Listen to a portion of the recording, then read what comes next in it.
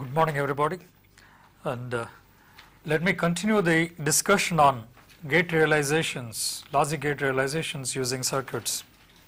So today I shall discuss about a TTL NAND gate, a transistor logic NAND gate, and here is the circuit. It's a 3-input NAND gate where the inputs A, B, C are applied here, and the output is taken from this transistor's collector here. Please note that it uses diodes as well as transistors in the circuits and a few resistances. Now with these three inputs sometimes it is realized using this is a diode logic circuit that is used here. Instead of a diode logic circuit here, including this transistor and these diodes, we can replace it by a multi-input emitter.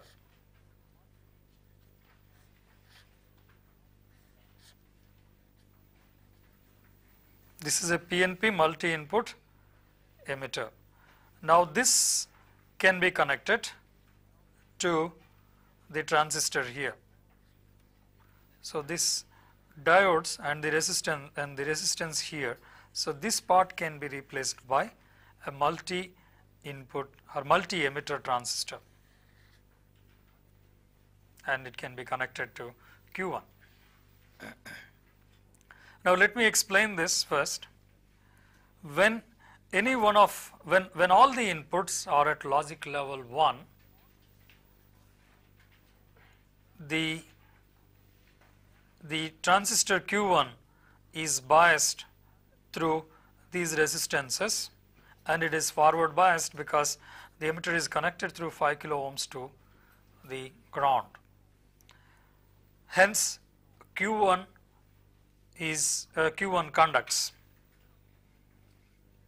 and when Q1 conducts, there is emitter current that flows, and the emitter current causes substantial amount of voltage drop here across the 5 kilo ohm resistance, and in turn Q2 is also on, and the Q2 conducts, and when Q2 conducts, the Q3 also conducts because the Q2 is connected, the Q3 is connected to the emitter of Q2, and because of this reason Q3 is on.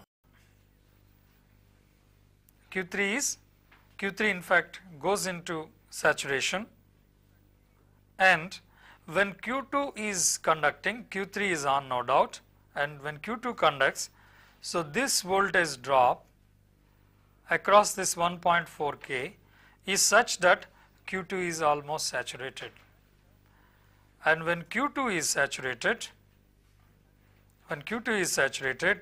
so this voltage is insufficient to drive Q4 on. That means Q4 is cut off. Since Q4 is cut off, that's because this voltage drop is very small.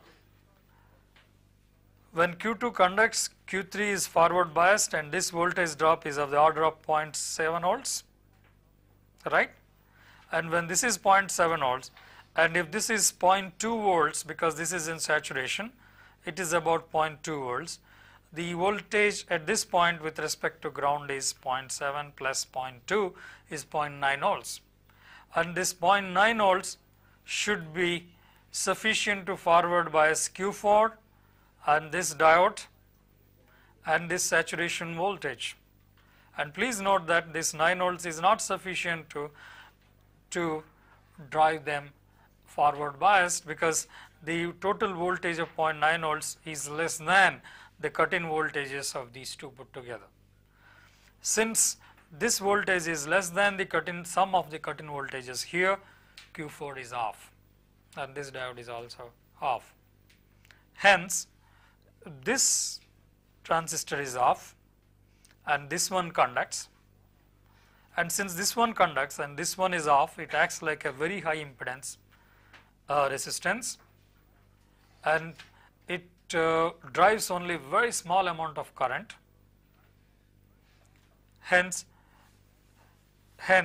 so this current is very small and this Q3 goes into saturation. And since Q3 is in saturation, the output voltage is of the order of 0.2 volts. So this one tries to draw current from this circuit, and for this circuit to give current, so this has to be more than 0.5 and this has to be more than 0.5. So it tries to have a large voltage drop across it in the process of allowing more current, but there is no voltage drop that is possible because this is tied to 0.9 volts. So minus 0.5 minus 0.5, it has to be a negative voltage. That is the situation. So what you get is a low output voltage. So when all the inputs are high, you will get a low output voltage. So that's how a TTL gate works. So when the inputs are, all the inputs are high, the output is low. Now, if any one of the inputs is tied to the ground,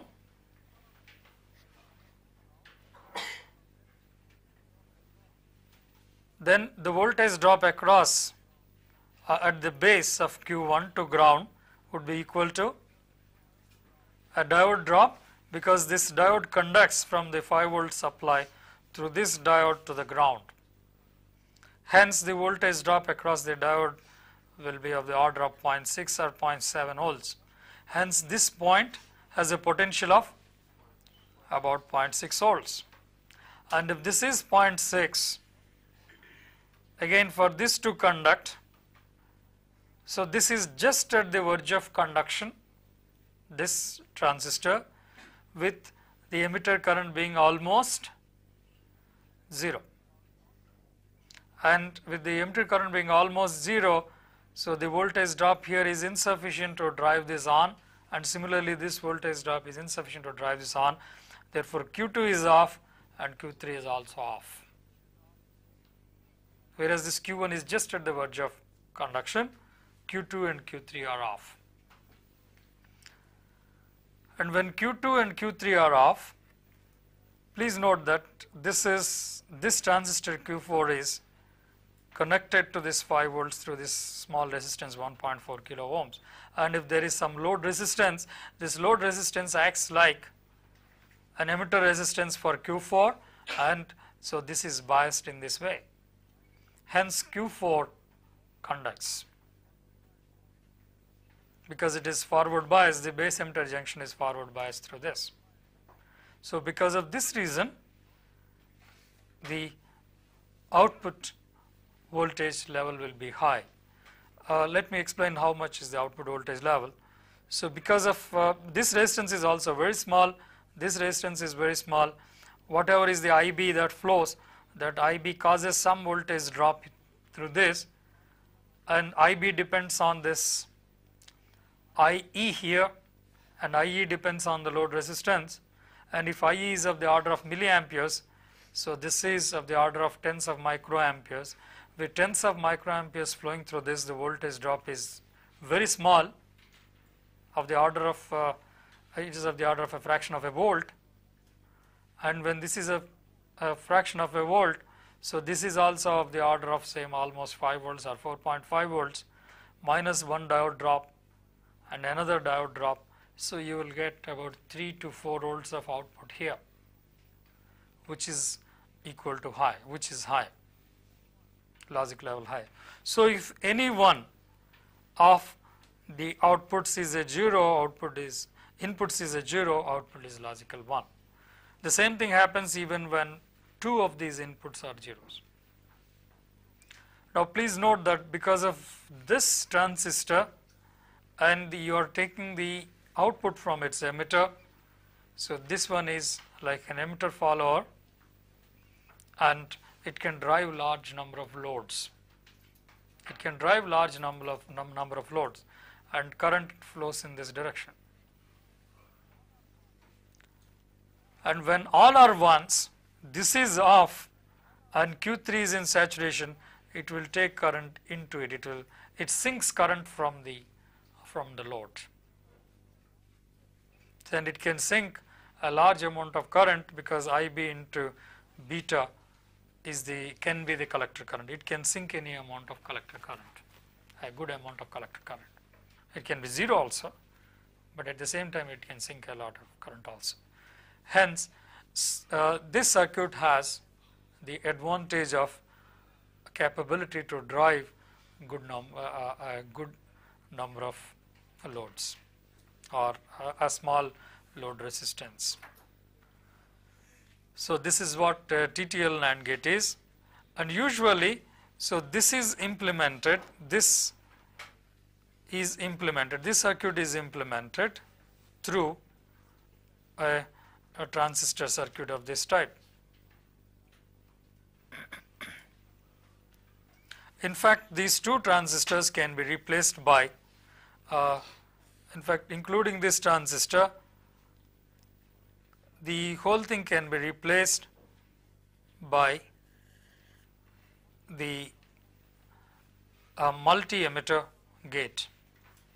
When any one of the inputs or when all the inputs are connected to one, please note that it is an NPN transistor, and this being connected to through this resistance, this being connected to through a 4K resistance actually. Let me give the overall circuit of a TTL gate.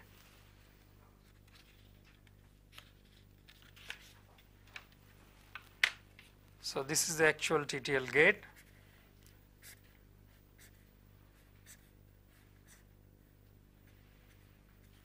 Through a 4K resistance, the collector is connected to this transistor here.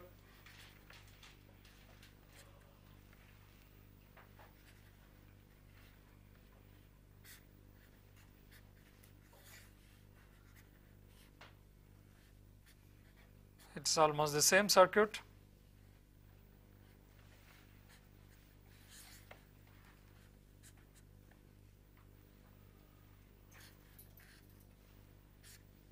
So, this is the output here. Its supply voltage is 5 volts, this is 4K, 1.4K, 100 ohms, very small resistance of course, this is 1K. When all the inputs are ones,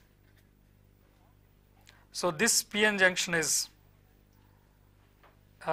this one acts like a diode like in the previous case, and when all the inputs are ones,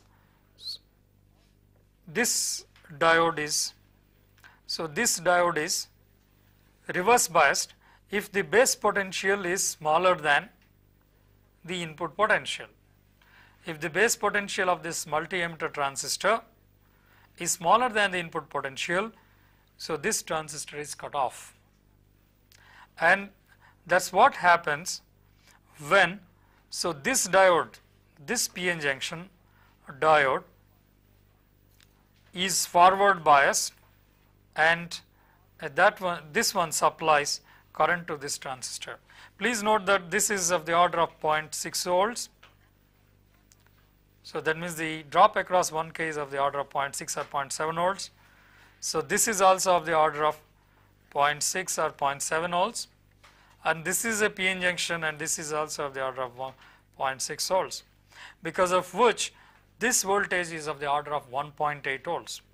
And when the input is tied to logic level 1, this transistor, this diode or PN junction of the transistor is reverse biased, emitter is reverse biased, but this PN junction is forward biased and it acts like a diode.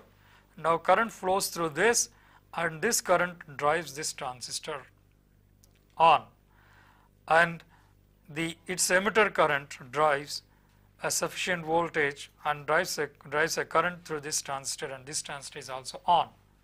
Therefore, it goes to saturation. Now, because of this voltage drop here, so this transistor is off like in the previous case, and hence this one acts like a high impedance load, and this one is on and the output is low, logic level low. And when any one or more of the inputs are at ground potential, this transistor turns on, and when this transistor turns on, it tries to draw current out of this transistor. It tries to draw a collector current out of this transistor. Its collector current is equal to the base current of this transistor with opposite sign. So, can it allow any current to be drawn out of the base? So, it does not allow any current to draw out of the base, therefore, the collector current is almost 0, and this one acts like a PN junction and it conducts. And when you try to draw a current out of this base of an NPN transistor here, this transistor goes off. Therefore, this is also off. Hence, this one conducts and you will get logic level 1 at its output. And this output connection is known as a totem pole connection, and this connection helps in driving large load currents, or it has capability to drive low load resistances. So, this is what a TTL NAND gate is.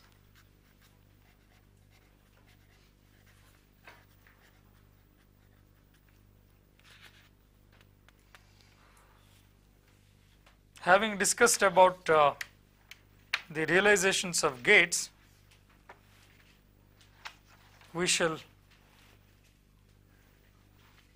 proceed with the discussion on flip-flops.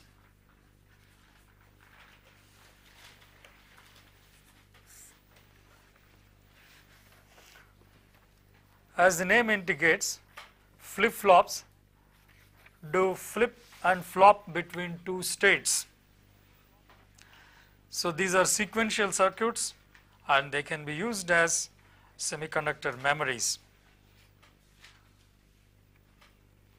A flip-flop is usually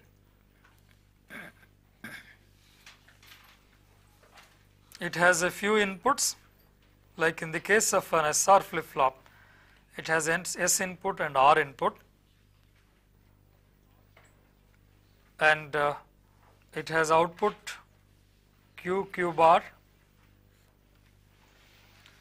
and when this is 1 and when this is 0, you have an output of 1 and 0. This Q and Q bar are complementary to each other. So, when the S input is set to 1, output will go to level 1, and when the set input is 1 and reset input is 0, you will get 1 0. When on the other hand, when the reset input is 1 and the set input is 0, so the flip-flop gets reset to 0, and that means Q bar would be automatically equal to 1. And when you apply an input which is 0 0,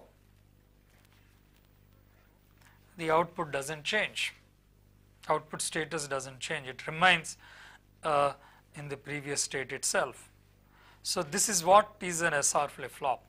Its truth table can be expressed in this, can be written like this. It has S input and R input. At nth stage, if the inputs are Sn and Rn, then the output in the next stage Qn plus 1 can be given in this fashion.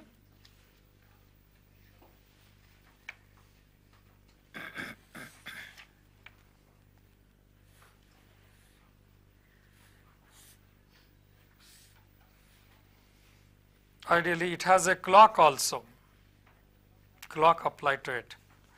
Now, when Sn is made to be 0 and Rn is also made to be 0, and then after a clock pulse is applied, so this would remain even after the clock pulse, it will remain in the same state. If it happens to be Q happens to be 1, Q will continue to be 1.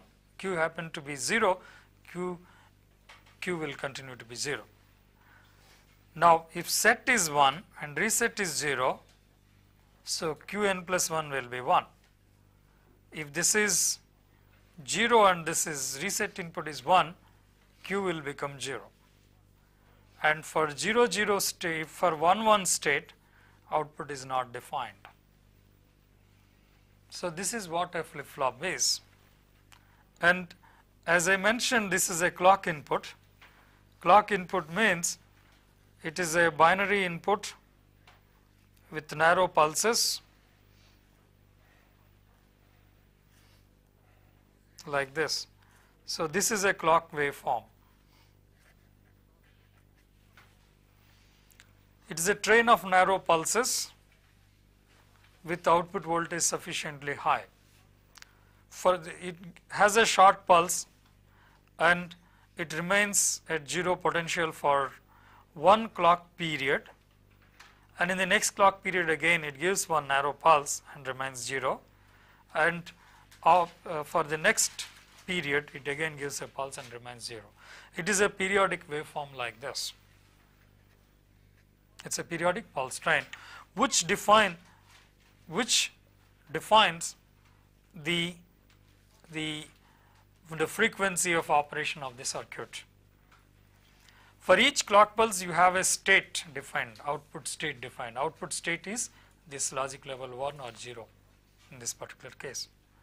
Now at nth stage, if Sn and Rn at that nth stage, if they happen to be 0 0, and at the n plus 1th instant when the clock pulse is applied, the state for the n plus 1th clock pulse remains as the previous output state itself.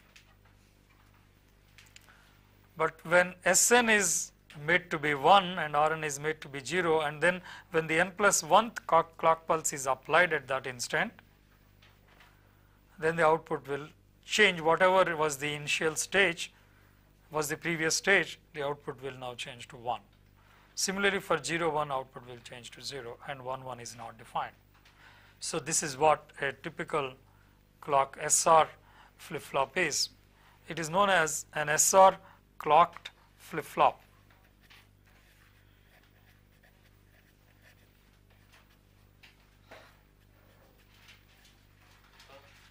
Yes. So what is the reasoning behind calling them set and reset?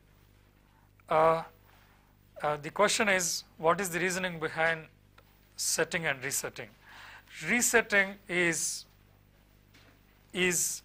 an initially relaxed state. So resetting means resetting it to the initial state. In an initially relaxed system, and in an initially relaxed state, you have an output 0. So whenever you reset it to the ground level, so the output has to be 0. And setting is to change its state and set to something different, and that is setting it to 1.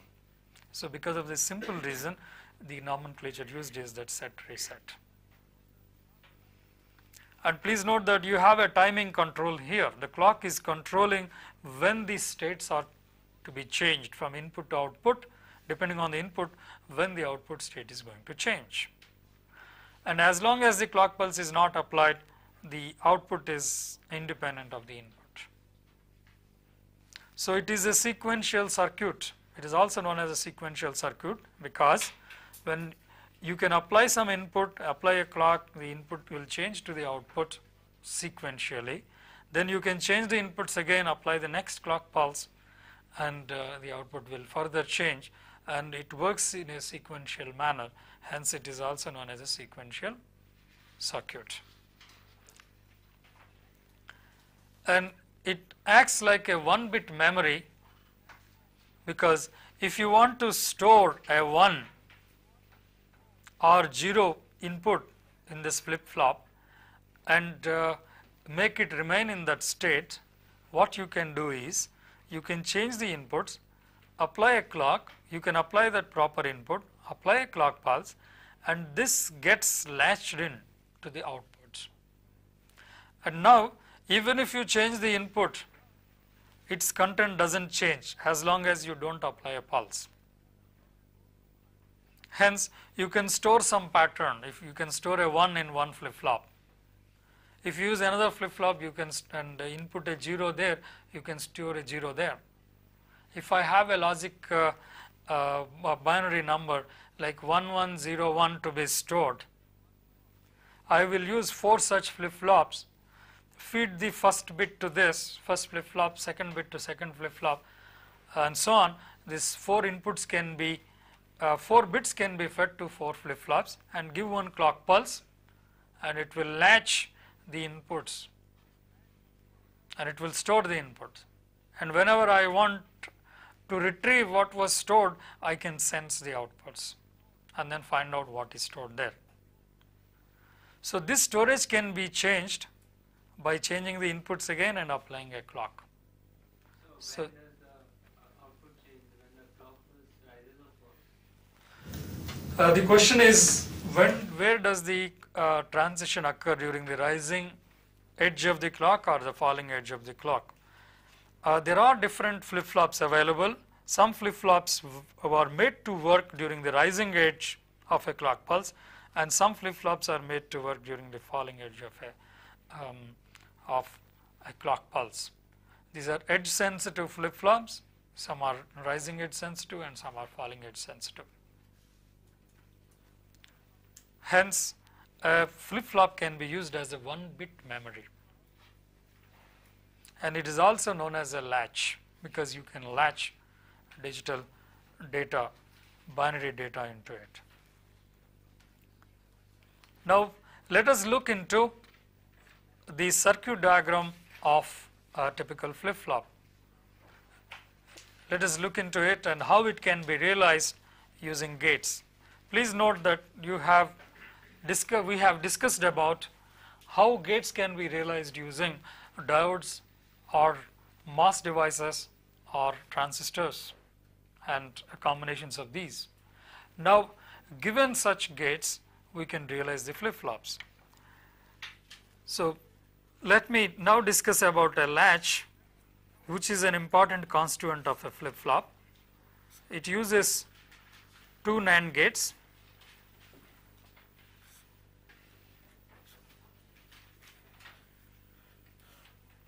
With a crisscross connection between one's output and the other's input.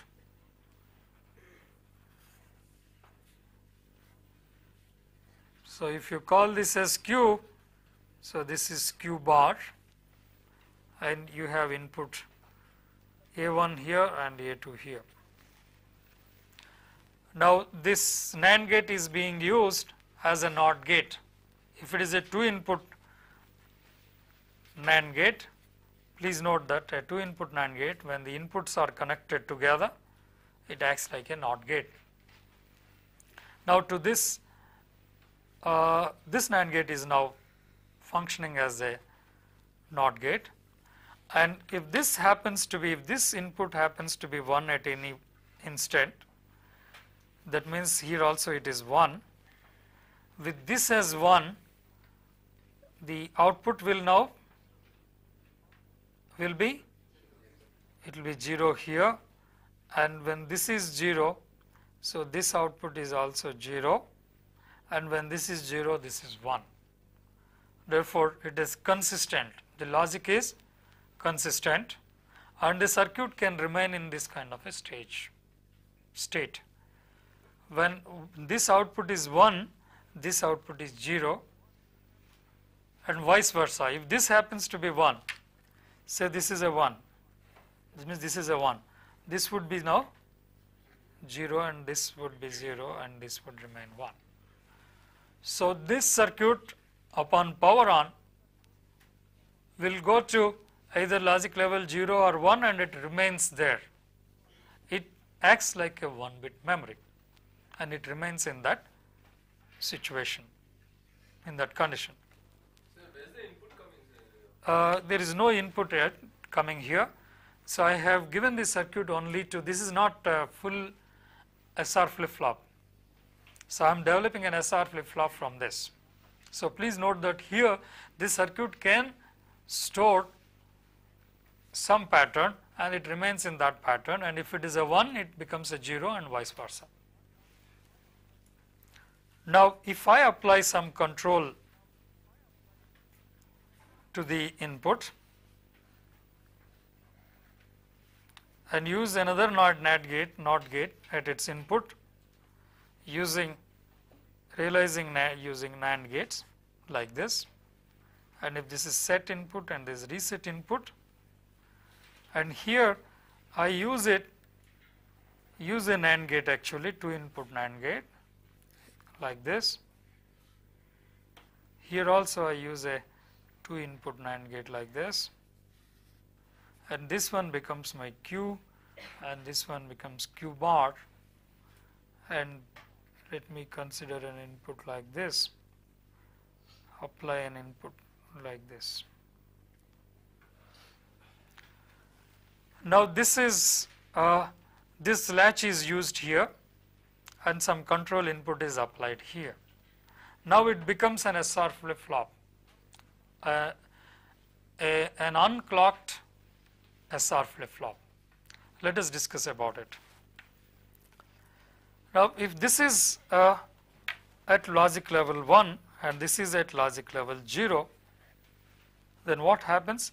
This becomes 0 and this becomes 1, and when this is 0, irrespective of whether it is a 0 or 1, the NAND gate output becomes a 1, and when this is 1 and this one also becomes 1, with this 1 1, this output becomes 0, and irrespective of whether it is 0 or 1, the moment it becomes 0, output will be a 1. Okay? Hence this is consistent, and the moment you make S equal to 1 and R equal to 0, so Q is going to be 1 and Q bar is going to be 0. On the other hand, if this is 0 and this is 1, because of this symmetry here, if this being 1, this becomes 0, and irrespective of this state of this input, once it is 0, output will be 1, and this one would be 1, and if it is 0, this one would be 1, 1, 1, the output will be 0. So Q and Q bar will be with opposite signs. Now with 0 0, what happens with 0 0? So with 0 0, this becomes 1 1, with this becoming 1 1, it remains in the same state. Whatever was the previous state, it remains on 1. If the previous state happened to be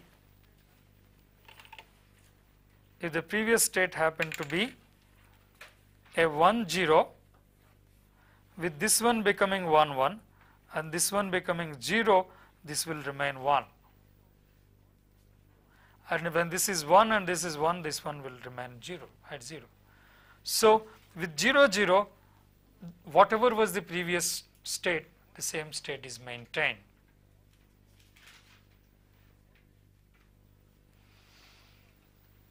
And with 1 1, of course, this is inconsistent. 1 1 state is not applicable. So this is an SR flip-flop without a clock. So this is the logic, and this is an SR flip-flop without a clock. Means the inputs, whenever the inputs change, outputs will change without any clock control. What if there is no initial stage and then we apply 0 0? We just pick up a Upon power on, any circuit upon power on, due to the asymmetries in the devices, no two devices are identical in the manufacturing process. Due to asymmetry, one goes to logic level 1 and the other one is forced to logic level 0. Whichever is fast will attain a stage and state, and that will force the other one to take the opposite state. So that's what happens upon power on itself. Now let us discuss about a clocked flip-flop, SR flip-flop. The circuit remains the same almost. Only thing is a clock control is added.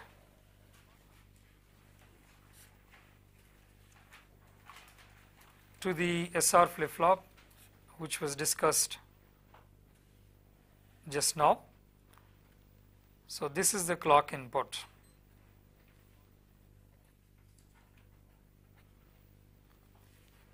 Now, this is your set input, this is the reset input, and the NAND gate outputs are connected to another pair of NAND gates as we discussed just now. This is Q and this is Q bar. Now, to this a feedback is connected from this output, feedback is applied from this output, and to this NAND gate a feedback is applied from this output. Now, through the NAND gates, a NAND gate can be used as a control gate, then we apply the clock here. As we have seen, when these two outputs are 0, 0, when these two outputs are 0, 0, there is no change in the state. Either it is 1, 0 or 0, 1, the state does not change as long as this remains at 0, 0. So, this is what we observed for 0, 0, the output state remains the same, it does not get disturbed. So, extending this reasoning here, as long as the clock input is 0, this is 0, clock input is, so the output is I am sorry, the reasoning is the other way around. As long as the clock input is a 1,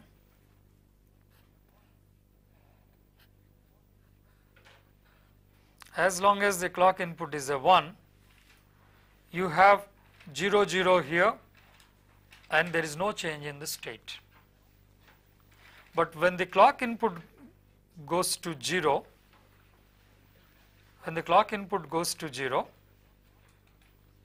then what happens is, so these clocks become, these inputs become effective, these inputs are passed to the outputs and the S and R here gets changed. If it is a 1 here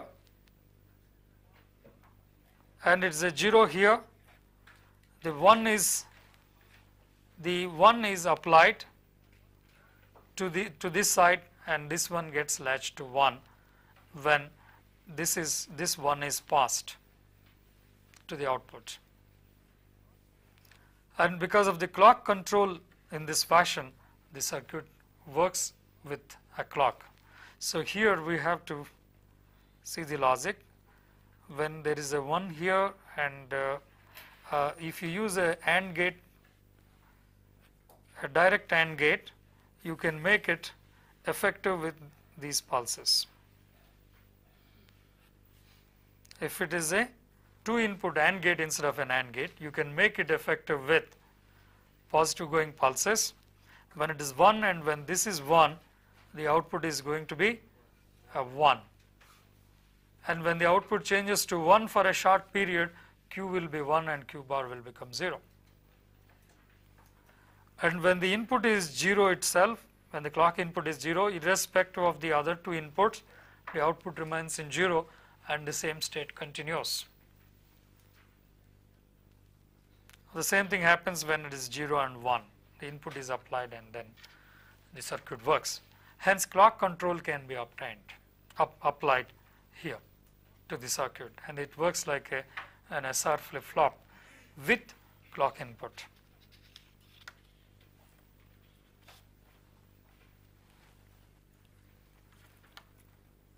There is another type of interesting gate known as a JK flip-flop.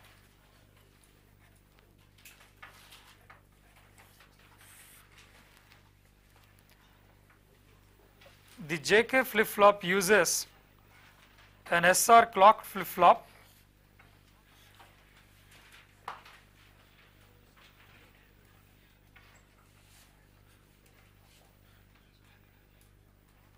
and it uses a clock input here.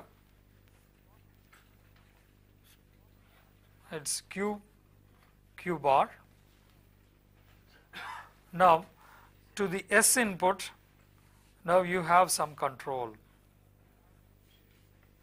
through an AND gate, and you call it as J, and you apply Q bar here, Qn bar here.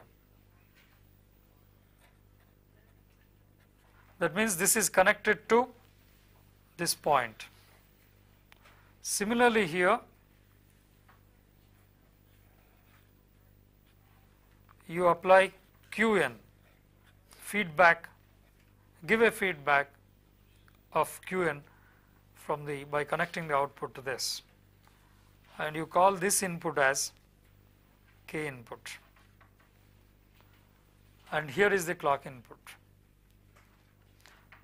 Now with this, that means this is connected to this point, and this is connected to this point. Now with these interconnections, it becomes a JK flip-flop, and the truth table of the JK flip-flop is as given here. If this is Jn and this is Kn as the inputs, and the output is Qn plus 1. For 0, 0, the output remains in the same state, in the previous state itself, and with 1, 0, it gets reset to 0, and with 1, 1, very interestingly, so this one changes state. This one acts like a toggling flip-flop. When you connect 1, 1 here, if the previous state is a 0, and then when you apply a clock pulse, from 0 it goes to 1, and if it is in 1, when the next clock pulse is applied, it becomes a 0. So like this, when the inputs are 1, 1, so this one works like a toggling flip-flop. When it is 1, 1, if you apply a clock like this, if this is a clock waveform, and previously if Q happens to be 0, so at this transition, say this is a negative edge triggering flip-flop, then at this transition, since Q0 is a 0, the next state will be a 1, Q1 will be a 1, and when this state is 1, for the next transition, it goes down to 0, so like this. So the output will be toggling between a 1 and 0 like this. For every clock pulse, it will change its state once. So this is what a toggling flip-flop is. Please note that this can be used to divide the frequency, input clock frequency by 2, interestingly. So that's how it works. Let us now examine the truth table.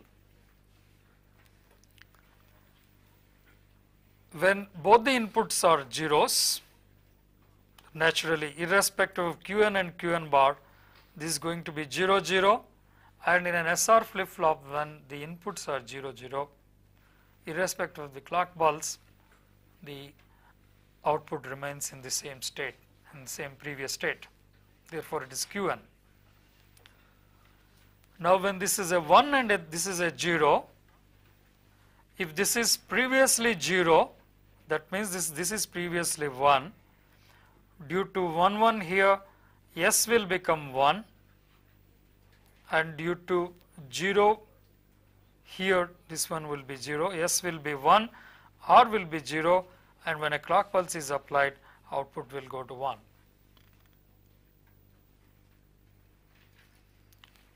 Similarly, if the situation is 0, 1, and previously it is a 1, let us say previously it is a 1. So if it is a 1 here, it is 1, 1, it will become 1, R will become 1, and this being 0, 0, 0 will become 0, Now with 0 1 and a clock pulse applied, we know that in a SR flip flop output will become a 0 and this one will be a 1. Now previously if it was in 0 state and this was 1 naturally, and when the next state is next input is 0 1 and you apply a clock pulse, so it will again become 0 1 and it will remain in the same state. With 1 1, of course, as I mentioned, it toggles, because with 1 1 if this happens to be 1 and this happens to be 0, because it is 0 1 it becomes 0, and because the input is 1 1 it becomes 1, and with the clock pulse transition this will now becoming, because of 0 1 at the clock transition it becomes 0 1. It changes state when the inputs are 1 1. At the clock transition it changes state. Similarly, when it is 1 0, when the output is say 0 1, when the output is 0 1, when the input is 1 1, so this 1 and 1 it becomes a 1, and this 0 and 1 it becomes a 0 here, because of 1 0 as the SR input, and when clock transition occurs this one becomes 1 and this one becomes 0, and this one continues. Hence it works like a toggling flip flop. This flip flop works like a toggling flip flop, and please note that according to this diagram it is acting like a divided by 2, and it can divide the frequency by 2. Now if this input, if this output is applied to another toggling flip flop as clock to it, it will again divide its frequency by 2. This way you can have frequency division of clock when clock is applied to the input.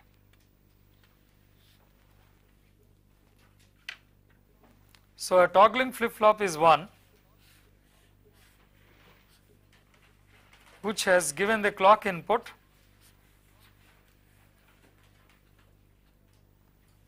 whenever there is a transition the output state changes. It is known as a T flip flop, toggling flip flop.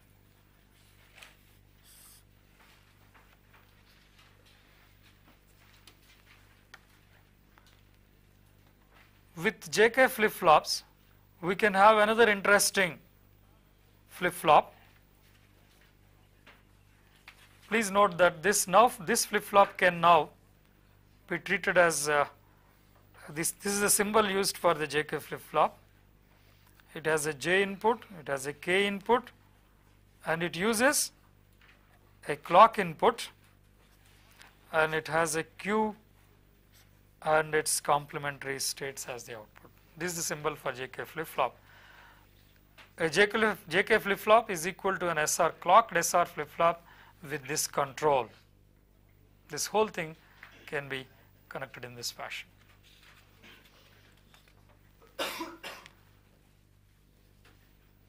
It can be a D flip flop is a small variation of a JK flip flop. If the JK inputs are maintained such that whatever is the state of J,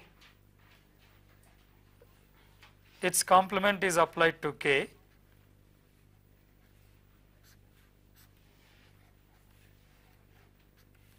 Here this is J input and this is K input, a complement is applied to K input.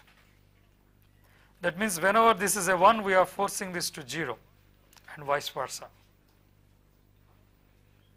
Then what happens is whatever is applied here, the moment a clock pulse is applied, so that is latched into it. If this is a 1, so it becomes a 1. If it is a 0, it becomes a 0 after the clock pulse is applied. hence it can be used as a storage device. A D flip-flop can be used as a storage device.